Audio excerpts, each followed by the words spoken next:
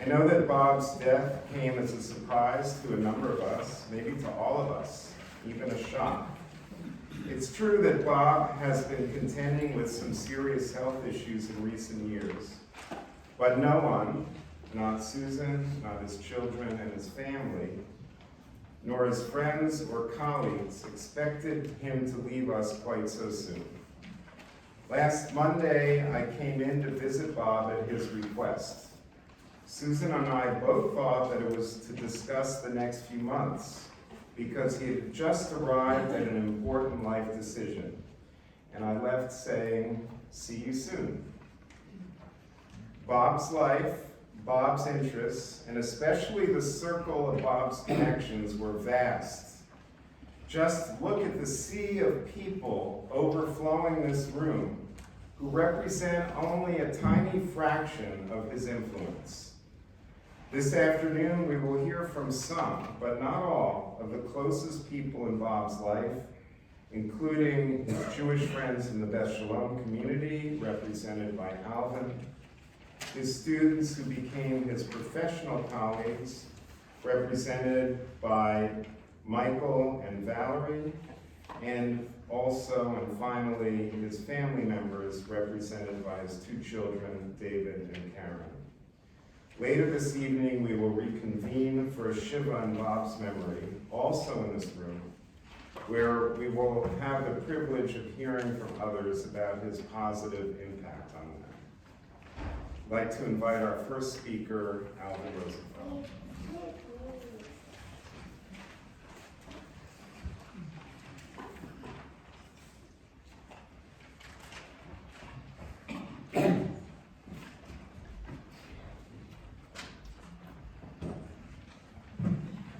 Less than 24 hours ago, I and a number of other people in this room were right here at Beth Shalom for a very joyous bat mitzvah. Some weeks before that, we were here as well for the high holidays. Bob and Sue were here as well. Today we gather for a sadder occasion. But my, Rabbi Busser was certainly right that he looked across this room and sees so many of you. None of this would be possible if there were not a relatively small but dedicated group of Jews living in Bloomington who remain faithful to the traditions of Judaism, celebrate the Sabbath and all of the holidays together. I just look right across where a few of you are sitting now. I can spot exactly where Bob sat, week after week after week, just in front of me. Bob and I never had a deep theological discussion as such. But there was no doubt that Bob was a very faithful Jew, a dedicated Jew, and being part of this community meant the world to him. And he was an integral part, in fact, of this community. If I had to sum up very briefly what he represented Jewishly, and I know others will be speaking about his professional career, I would quote a summary statement of Jewish beliefs from the prophet Micah. Micah asks, what is it that God requires of us? And his answer was to pursue justice, to love mercy, and to walk modestly and humbly with the Lord. And Bob Agranoff did all three of those. But I fixed today, especially on the last of these, to walk modestly and humbly with the Lord. Bob was, in many ways, a quiet and unostentatious person. He never called attention to himself. And yet, week after week after week, here he was among us. Even at a time, by the way, when walking was difficult for him.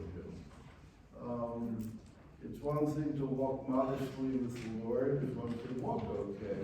Bob, in his late period, was not steady on his feet as he had been in the past. I recall him coming in with a walker, with a cane, and once during the high holidays, indeed, in a wheelchair. Bob's Hebrew name was Reuven ben Pesach HaKohen, and the last part of that name signifies that he descended from the Kohanim, or the priestly class of ancient Jewish society. People in that category are privileged to be called to the Torah for special blessings to be recited. Bob never, even when he was unable to walk, refused the honor of such a request. And one time, not so long ago, as I said, he was wheeled in a wheelchair, but nonetheless came forward and said the blessings.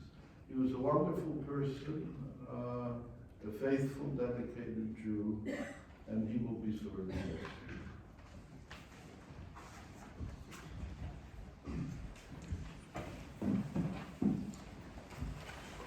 I'd like to call forward our next speaker, Michael McGuire.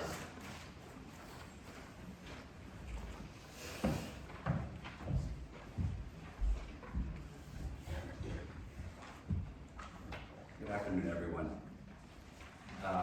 Professor Dr. Agranoff had an impact on many, many lives, and I was fortunate enough to be one of them.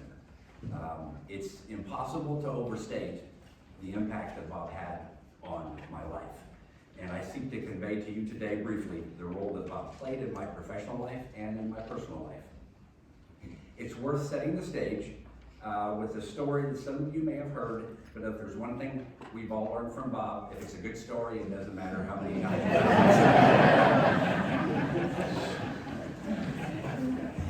In the spring of 1991, I was accepted into the doctoral program at SPIA, where Bob was. And as the summer of that year approached, it was apparent to me and my wife that we were broke, that we weren't going to make it through the summer of 1991. During that time, I was offered a very high-paying job in the music business, which is where my roots lie. I would have made an extremely good living, but I was also aware that there's little security in the music business.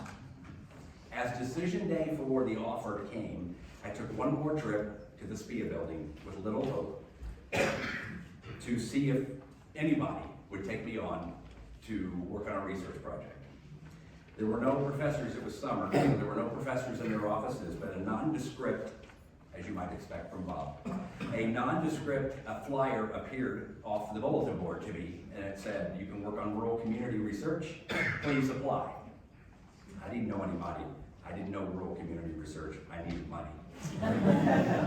So I applied and was called for an interview and walked in and met Dr. Bob Agranoff for the first time. This is even before, it's the very first research project for me.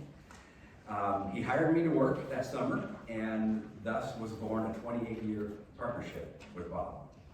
The work enabled me to become a doctoral student, and so I make it clear that Bob was literally with me at the beginning of my academic career.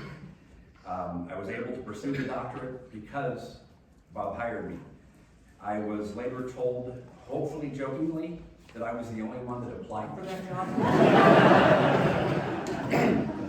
Thank goodness I had no competition.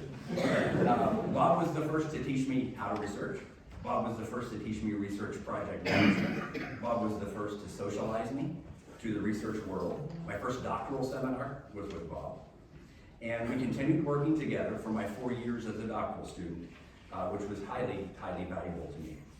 But Bob and I quickly developed a relationship that transcended the typical committee chair, research assistant relationship. We began working on different types of research together, and he was a mentor in every sense of the word. The academic relationship between us is a little, I like to think, iconic. Since that interview in 1991, and up until 2016, Bob and I published, with our names together, 22 peer-reviewed articles and chapters and wrote a book together. My relationship with Bob over time became one of friendship rather than just co-author.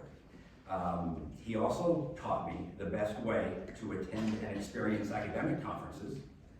And after I accepted my first academic job at the University of North Texas, we would plan to use the conference time to meet up at the conferences to catch up on research. That was rarely how it played out.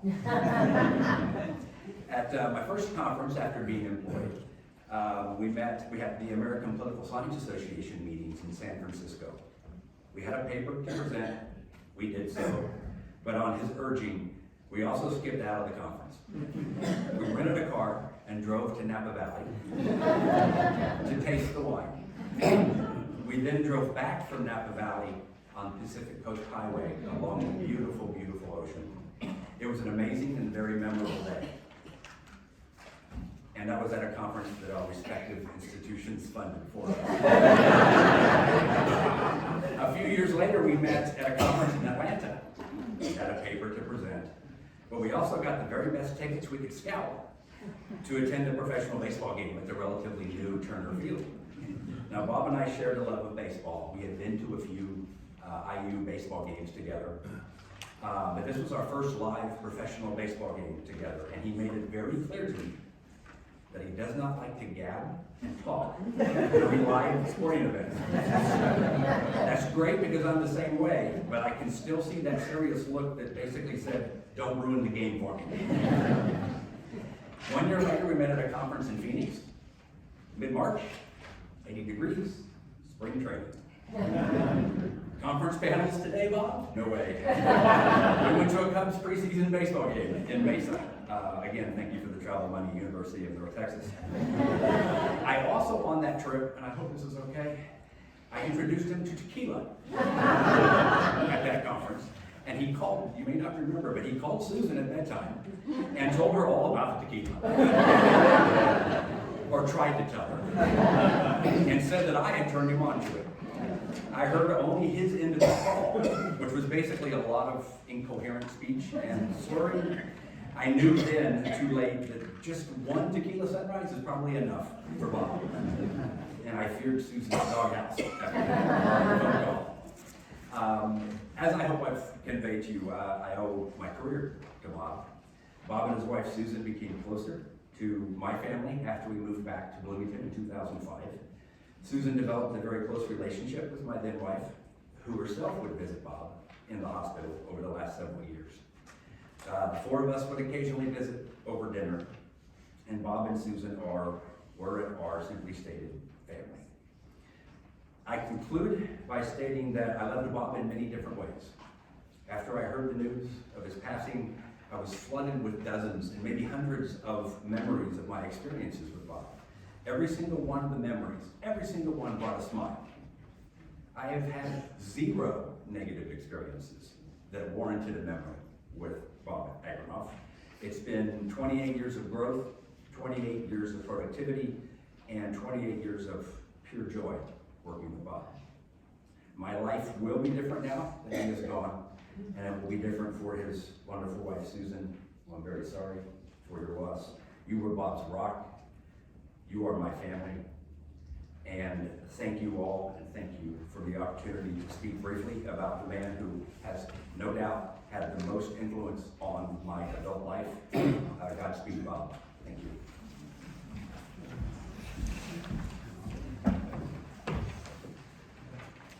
Valerie Wrinkle.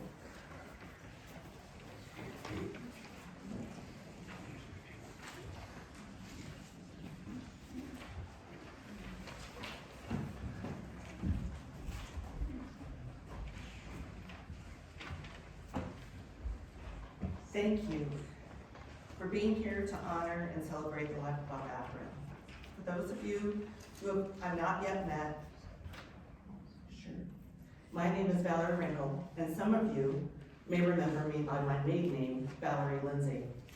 I met my husband, Steve Wrinkle, at SPIA, and we married in Beck Chapel on IU's campus in May 1983, hosted by Bob and his family.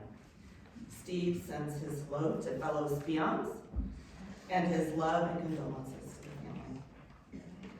I met Bob on my first day at SPIA in August 1980, and that was Bob's first year at IU after having transferred from Northern Illinois.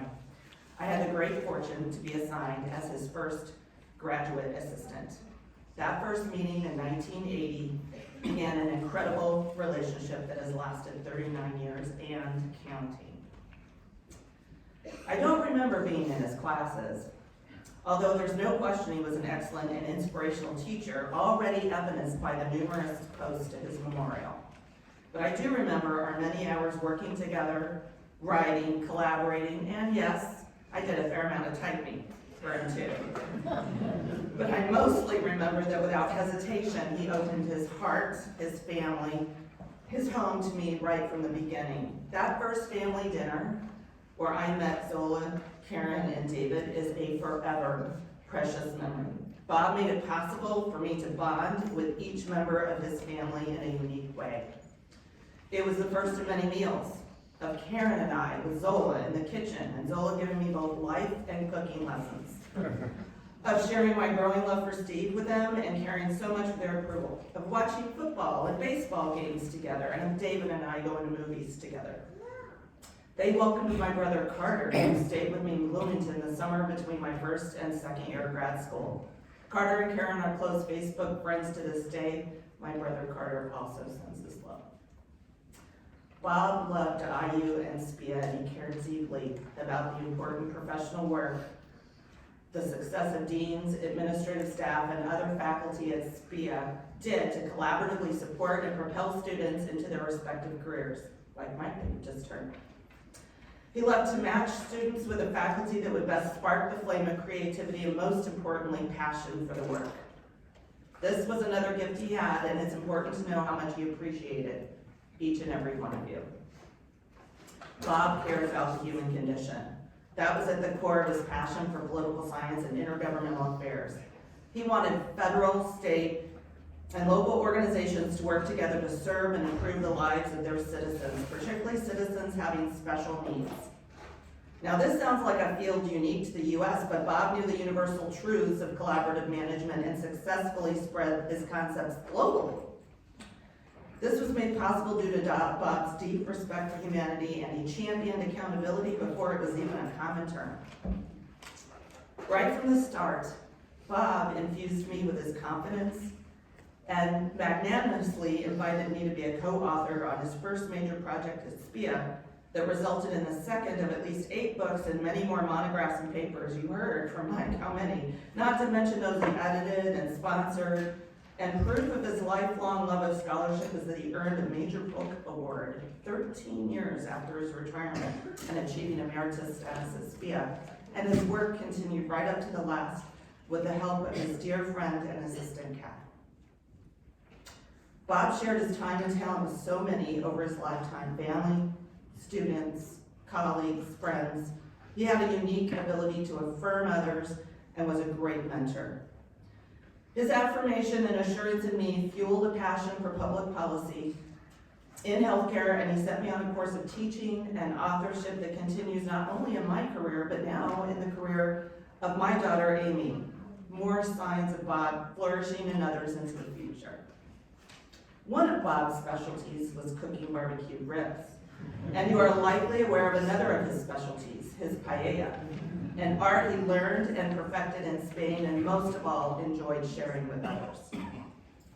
Both of these delicacies require planning and patience, and this was a gift he gave to each person each time he shared these delicacies, and oh, how he loved to share.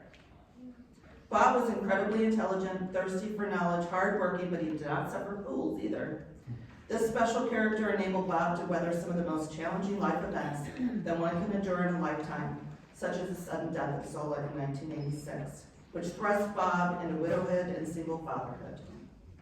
I was privileged to be with Bob, Karen, and David at that time and to speak at Zola's memorial and meet their extended family, friends, and colleagues, many of whom are here for Bob today.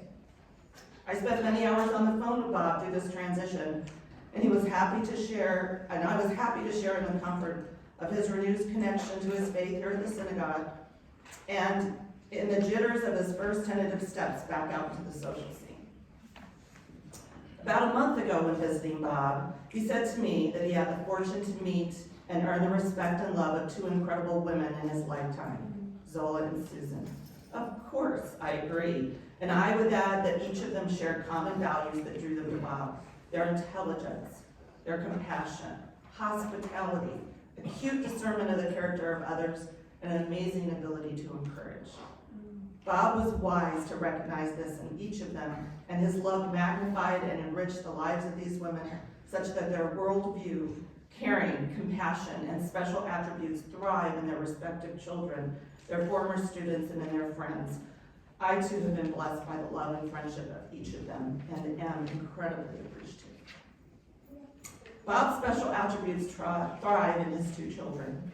Karen, with her influential leadership, management skills, and compassion aimed to help those who hurt. David, with his community involvement for many public works, his career helping others, and his creative writing and authorship talents. I know Bob will continue to be magnified in each of them and that they exemplify integrity, compassion, honor, hospitality, and caring in relationships with their spouses, families, and friends. I see these incredible traits in Bob's grandchildren too. Truly a legacy to celebrate and to continue to watch with anticipation and excitement. Let me end by saying that today, when we hear the phrase blood is thicker than water, it's the opposite of what it originally meant, where those connected by natural birth or water were not as lasting and meaningful as those forged on the battlefield of bloodshed with the friends you trusted with your life. Well, I can say that I chose Bob, and I loved him like a second father. And I know he chose me too. And that our blood bond has been forged through the years, and I am forever thankful. If Bob is listening, I can imagine now that single huff, that laugh of his, how he was able to imbue a feeling of incredibility, appreciation, humor, and humility all in one sound. Rest in peace, my friend. You are forever loved, and you will forever be with us.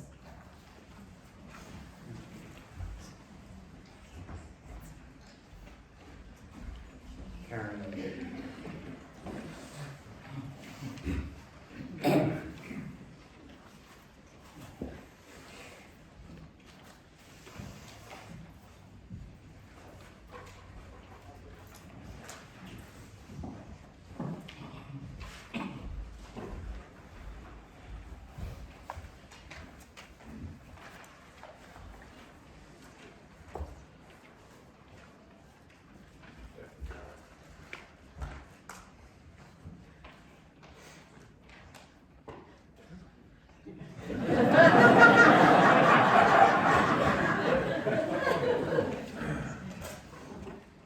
Thank you all for coming to support our family and remember my father, Bob with one O, Agranoff.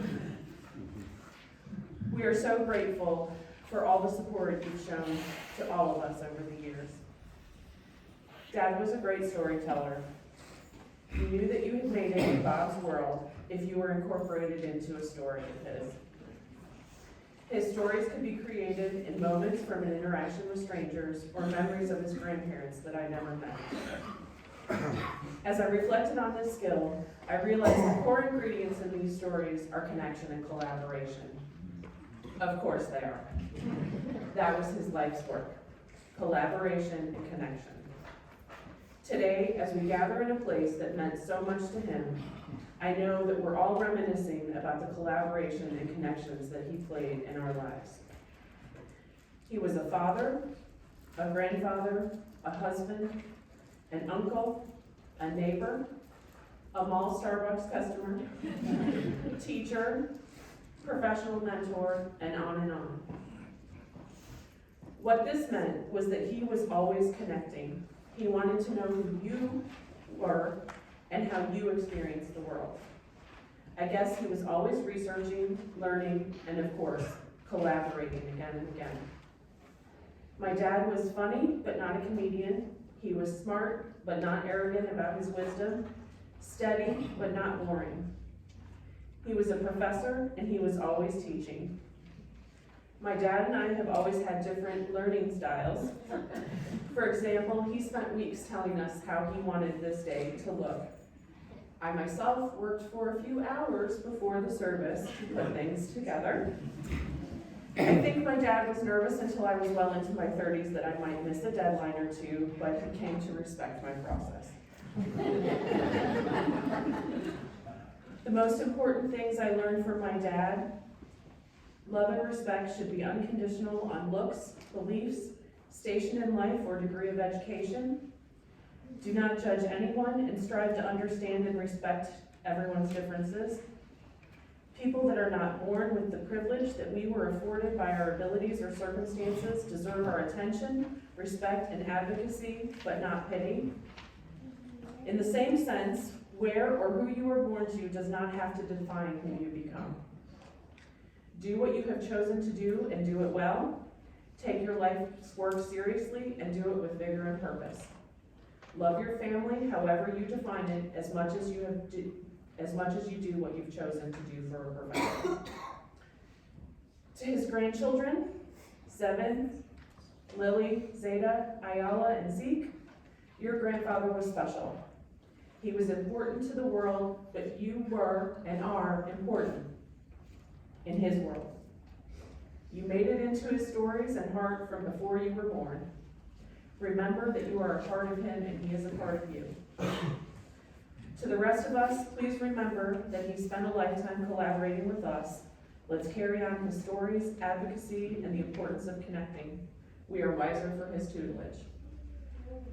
Remember that you are a part of his story, and I hope that he will remain a part of yours. May his love and memories guide us all through a lifetime of connections and collaborations in the future.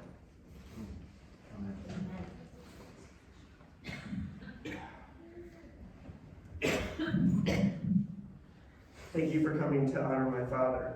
A few weeks ago, he told me he didn't want everyone to fuss over him.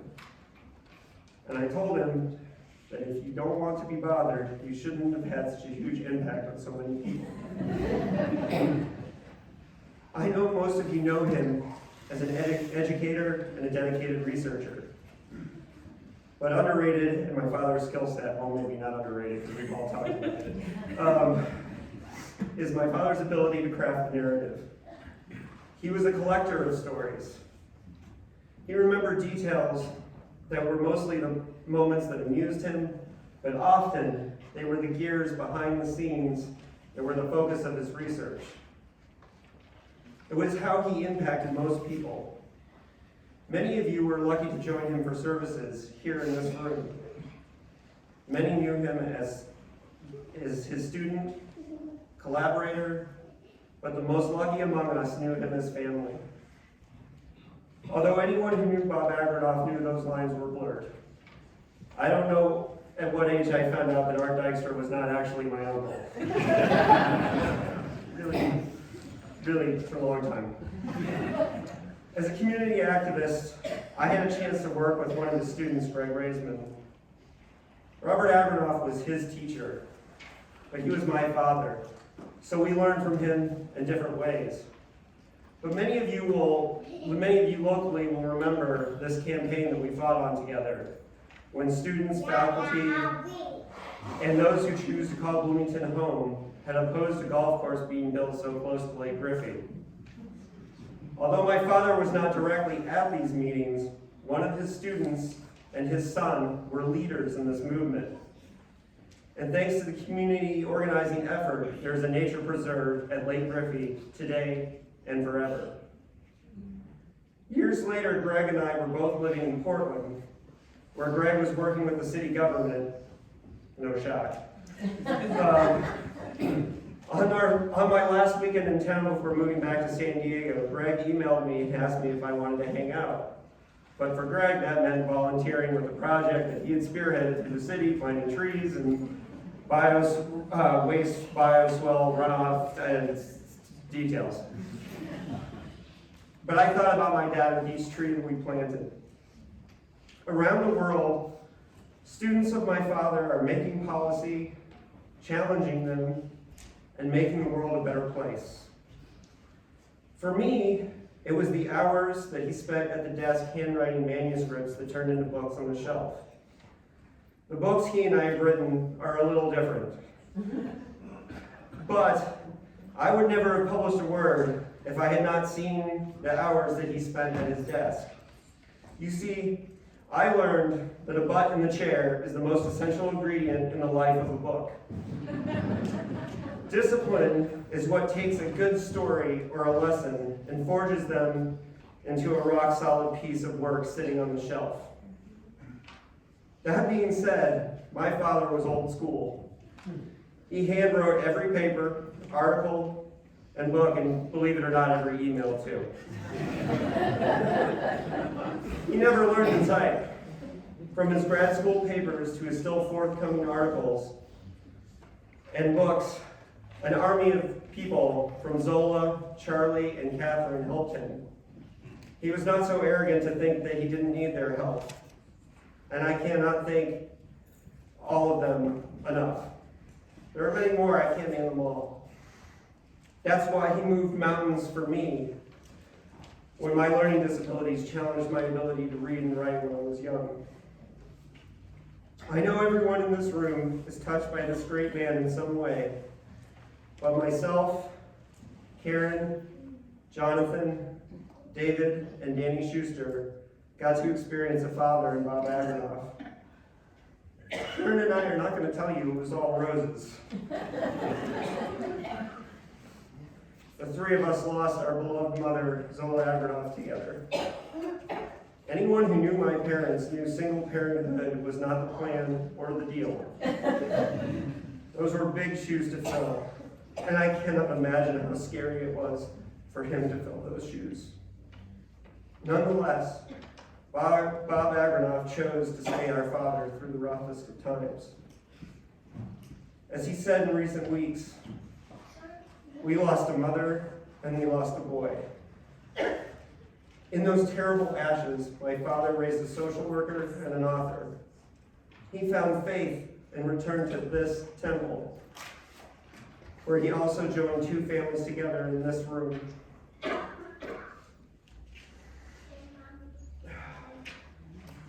Our last night together, he held my hand and told me he did not deserve to be so lucky to find two wonderful women to share his life with. He loves Susan with all of his heart, and I will never be able to repay what she has given him over the years. Dad, I will miss talking IU basketball with you. You know I don't like baseball, but I'll miss sitting and reading with you while you watch.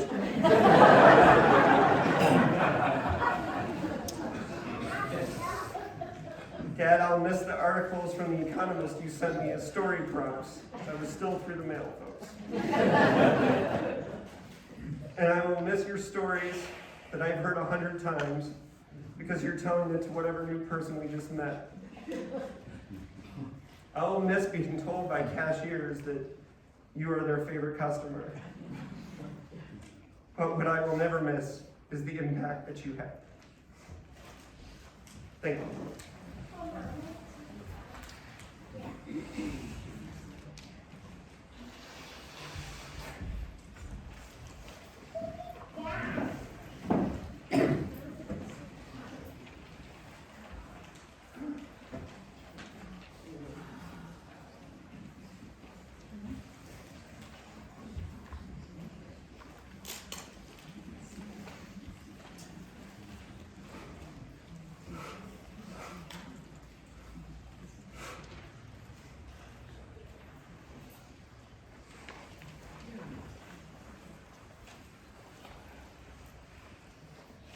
This week's Torah portion, Chaye Sarah, begins with the following words.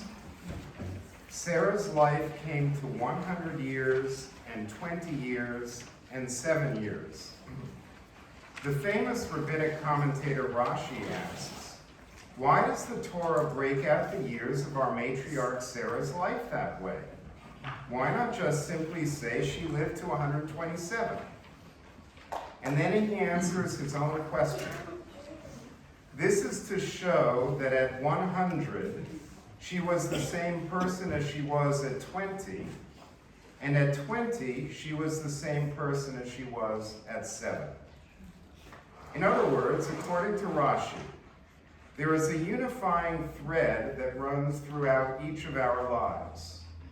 If 7 were to represent childhood, 20 adulthood, and 100 old age, then what Rashi is saying is that even as we grow and mature, even as we create and produce, even as we interact and influence and leave our mark upon society and upon the people around us, there always remains something constant, unchanged, and essential to the core of our being that is already manifest when we are children, is there throughout our adulthood, and that stays with us to the end when we are on our deathbed.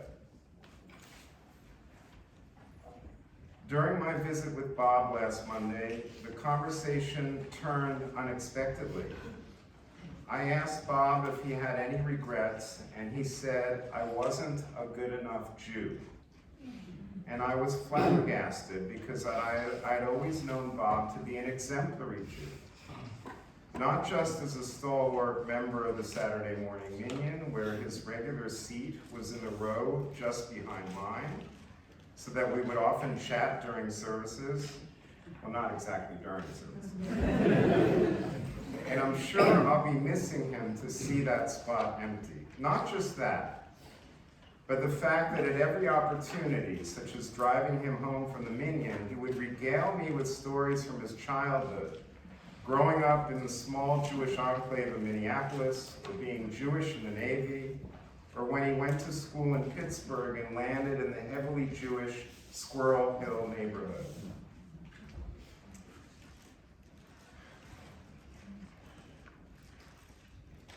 I would like to suggest that one of the threads that ran through Bob's life, that knitted together his childhood, his professional life, his personal interests, his connections to family, and his later years, was his Jewish identity.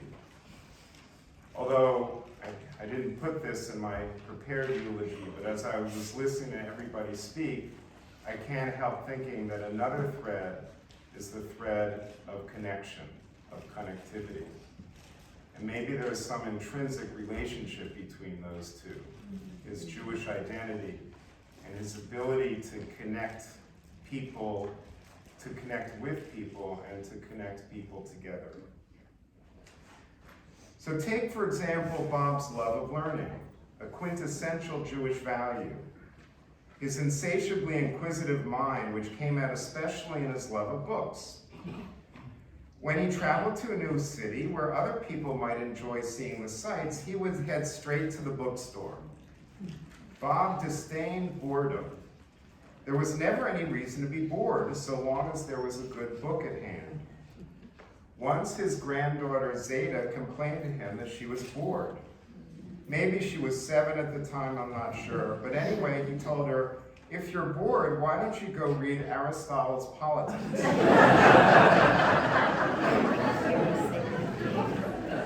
Bob used to say, if you can't find a good book to read, then go write one. He took his own words to heart. After Bob's quote-unquote retirement 18 years ago, he wrote 6 more books after that, not to mention countless articles. He's still in the middle of an article right now, when he died. Books from Bob's vast library are on tables in the back of the room, yours for the taking. I asked Susan, well, shouldn't we provide a description of the books? Tell folks what genre they are, what topics they cover? Are you kidding, was the answer. Then I got it. How do you describe the books in the Library of Congress? Bob embodied the Jewish value of tzedakah. It's not just that he was generous with his money, although he was that too, donating to wide-ranging causes from the Bloomington Symphony Orchestra to Stone Belt, from the arts to supporting people with disability. It's that he was generous with his time. Bob loved people. He loved connecting with people, all sorts of people from all backgrounds and all walks of life. Bob's favorite way of connecting to people was by telling them a story. When Bob first met you, he would look for some commonality, and as soon as he found it, he would launch into a yarn. Why, just recently, Bob asked the nurse at the Meadowood Health Pavilion, "Where are you from?" "Idaho," she said. "Oh, Idaho. Let me tell you about the time I was in Idaho working for the forestry department. Let me tell you all about forest management policy." As if this poor attendant wanted to know more about trees. But it didn't matter, it was Bob's way of connecting. And woe to you if you got Bob started on Minnesota politics. Oh my goodness, I loved hearing about Bob driving Walter Mondale around as his private chauffeur, which I heard more than a few times. There's a word for Bob. He was a raconteur par excellence. Connecting with people and building connections between people was at the heart of Bob's academic interests. His field is networking, which is another word for connecting. Bob's professional specialization is in public administration and management, particularly how to harness together public policy and organizations on all levels, federal, state, and local, around human services. That is to say, to improve the lives of ordinary people. In an era when a government has come to be viewed by many with skepticism and distrust, Bob passionately believed in government as a positive force for good. And this belief, too, reflects Jewish values. Judaism rejects the idea that individuals should be left to their own devices to sink or swim according to their own resources. Judaism teaches that we are socially responsible for one another, and that it is society's responsibility to care for its weakest and most vulnerable members. Connecting with people also accounts for Bob's expansive notion of family. When his beloved first wife Zola died, he was under no obligation to stay connected with his in-laws, her sister Lola, and the rest of her family, but stay connected he did. When he married his beloved wife Susan, he adopted her 3 sons as his own, again while under no obligation to do so. To the point where, when Danny died, and they were all reeling from the tragedy of his death, Bob stepped in. Bob didn't say, "We've lost a boy." He said, "I've lost my boy." Bob was always there for his family, filling in during the roughest times, such as when he supported Karen and Brian when their basement flooded several times. Bob's notion of family was characterized by loyalty and commitment. For Bob, family wasn't necessarily defined by circumstances, nor by relation in blood, nor by religion. Family was what he chose to be his family. Bob said to me on Monday, "At the time she was alive, Zola was the love of my life." Of course, now that would be Susan. But after Zola died, Bob reclaimed his Judaism by returning to this synagogue, particularly to the Saturday morning minyan. He was overwhelmed by the warm and accepting welcome that he received here. And in one of the strange ironies within the annals of family lore, the person who Bob remembers reached out to him the most from the Morning Minion was none other than Arnold Schuster. This began a renewed and sustained involvement with the Jewish community that has lasted over 30 years. One of the things that emerged from my conversation with Bob on Monday was his regret, one might even say his guilt, around turning away from Judaism during his first marriage. But it turns out, however, that Bob's guilt had more to do with disappointing his domineering mother than his deep down feelings about Judaism. Bob never really abandoned Judaism. Not then, not now, not ever.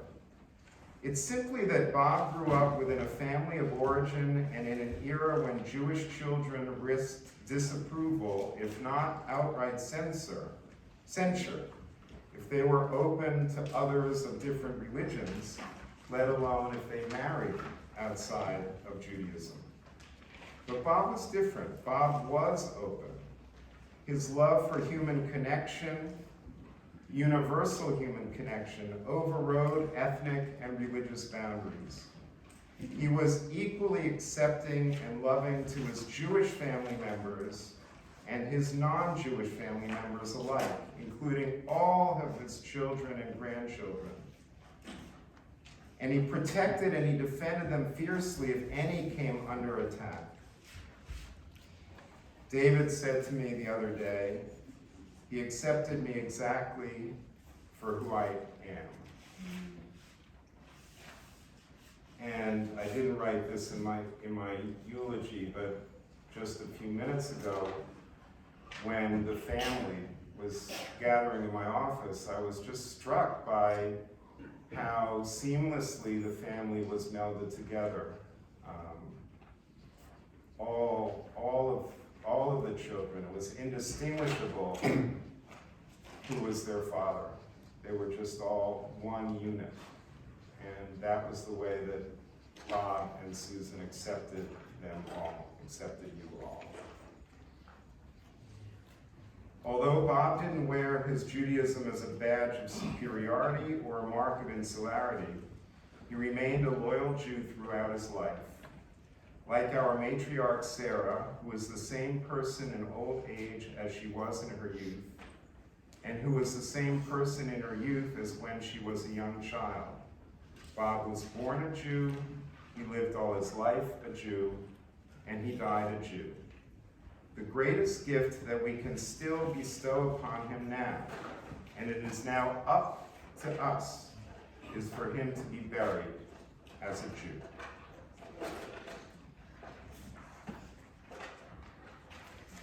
Please join me in reading Psalm 128 in English.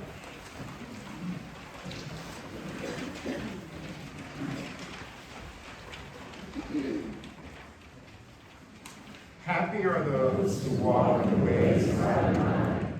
When you partake of the fruits of your labor, happy you shall be, and all will be well with you.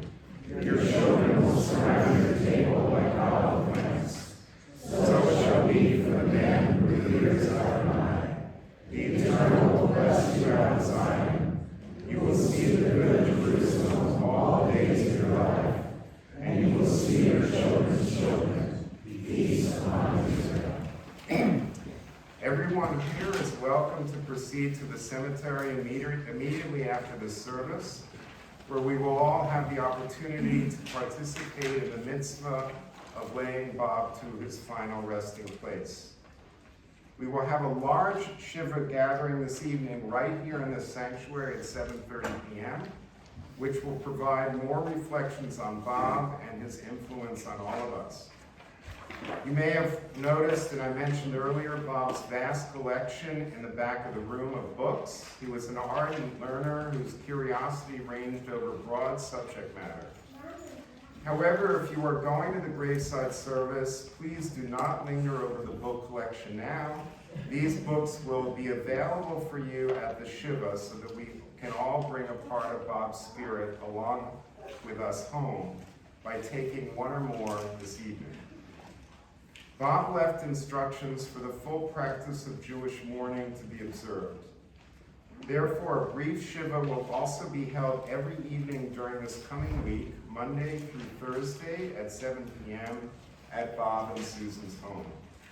Also, please note the designated beneficiary for contributions in Bob's memory, which is the special fund that we set up for PhD fellowships at SPIA. All this information is on the back of your program. I will now chant the El Male Rachamim, which is the traditional prayer that we chant for one who has died, followed by, at that point, we will ask for the honorary pallbearers to approach the casket, and they are Nick Agranoff, Paul Agranoff, Philip Agranoff, Robin Ferber, Ali Greenstein,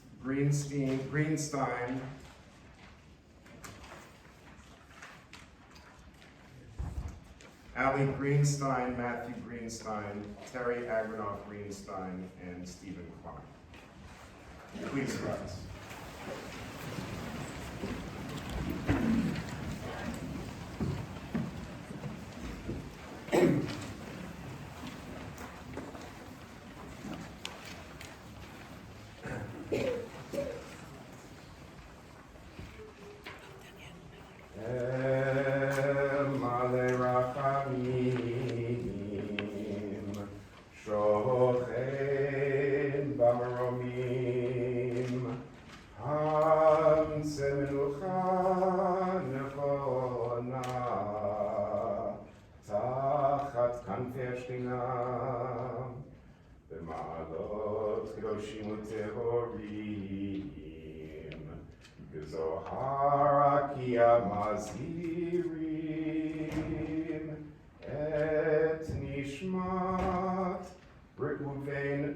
Pesach HaKohen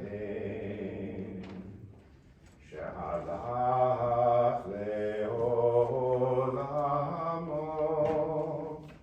V'gan Eden Tehei Menuchato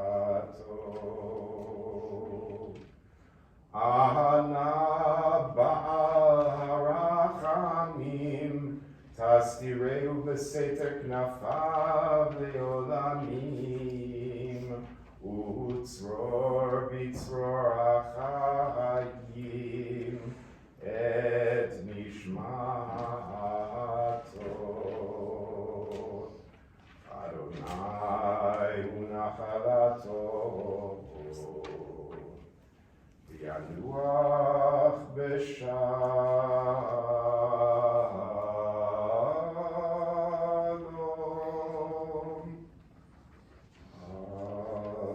Nishkavo V'nomar